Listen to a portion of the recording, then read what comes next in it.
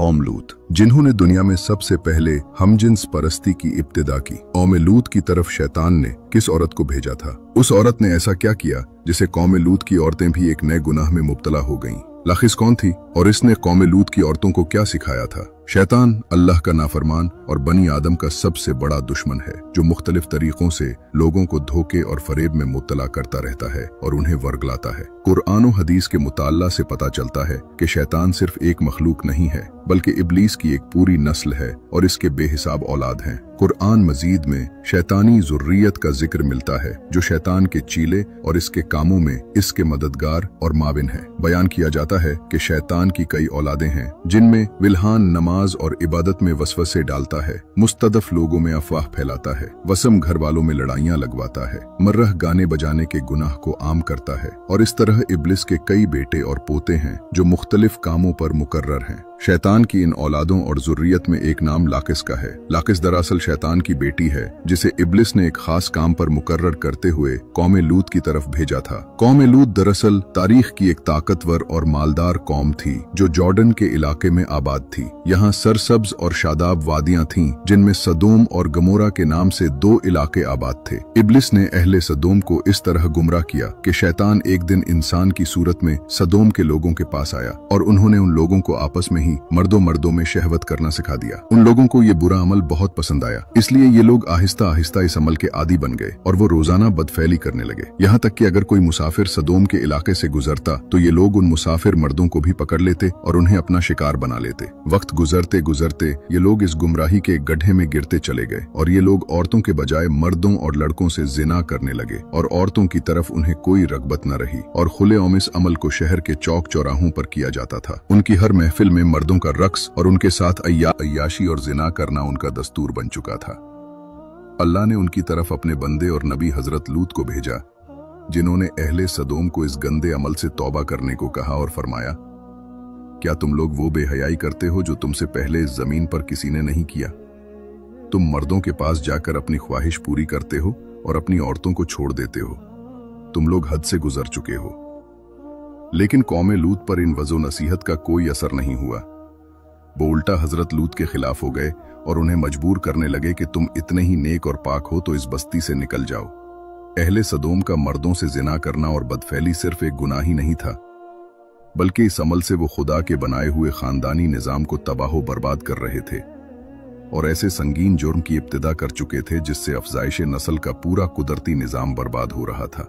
बहरहाल जब कौम लूत के मर्दों ने अपनी औरतों से कुर्बत करना और उनसे अपनी ख्वाहिश पूरी करना छोड़ दिया, तो इब्लीस के लिए ये एक सुनहरा मौका था कि वो इस कौम में एक और नए गुनाह की इब्तिदा करे। लिहाजा इब्लिस लईन ने अपनी बेटी, जिसका नाम लाकिस था, उसे अहल सदोम की तरफ भेजा। लाकिस जिन्नात और शयातीन में सबसे ज्यादा हसीन और जमील और खूबसूरत थी। इब्लिस ने उसे हुक्म दिया कि वो एक खूबसूरत औरत की सूरत इख्तियार करे और कौम लूत की उन औरतों के पास जाए और उन्हें हमजिन्स परस्ती का तरीका सिखाए जिन्हें उनके मर्दों ने छोड़ दिया है। लिहाजा लाकिस एक खूबसूरत औरत की सूरत में उन औरतों के पास आई और उनके पास आकर कहने लगी, मैं तबाह बर्बाद हो गई हूँ। मेरा शौहर मुझे छोड़कर एक नौजवान मर्द के साथ बदफैली करता है, लिहाजा अब मेरी जवानी और मेरा हुस्न सब कुछ तबाह बर्बाद हो गया है और सब यूं ही रायगां चला जाएगा। ये सुनकर कौम लूत की दूसरी औरतें भी वावेला करने लगीं और अपने शौहरों को बुरा भला कहने लगीं। फिर लाकिस ने उन औरतों से कहा, हम भी इन मर्दों से बेनियाज हो जाएंगे और उनकी तरफ रगबत न करेंगे जिस तरह वो हमसे बेनियाज हो चुके हैं। हम सबको इन मर्दों की कोई जरूरत नहीं,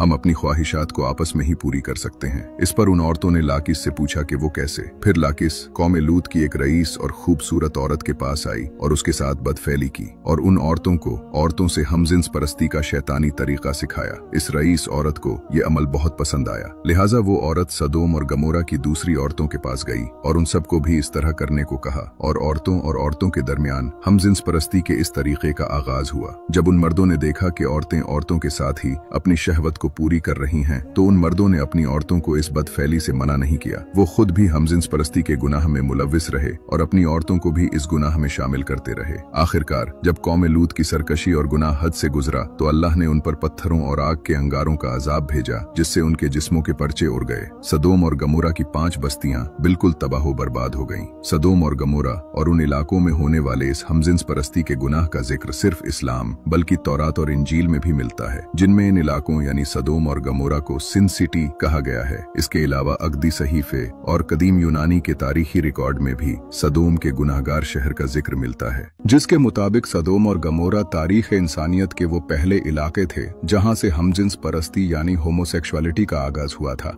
और इब्लिस की बेटी लाकिस ने बाद में इस घिनौने गुनाह में मजीद इजाफा करते हुए वहां की औरतों को भी हमजिन्स परस्त बना दिया, जिसे जदीद दौर में लेस्बियन कम्युनिटी का नाम दिया जाता है। सदोम और गमोरा के बाद हमजिन्स परस्ती की ये बीमारी कदीम मिस्र, यूनान, चीन, अफ्रीका और यूरोप में भी फैलती चली गई।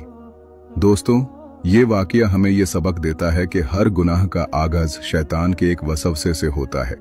जब इंसान अपनी ख्वाहिशात का गुलाम बन जाता है और अल्लाह के हुक्मों को नजरअंदाज करता है तो तबाही उसका मुकद्दर बन जाती है। कौम ए लूत इसीलिए हलाका हुई कि उन्होंने वो काम आम कर लिया जो अल्लाह ने हमेशा के लिए हराम किया था।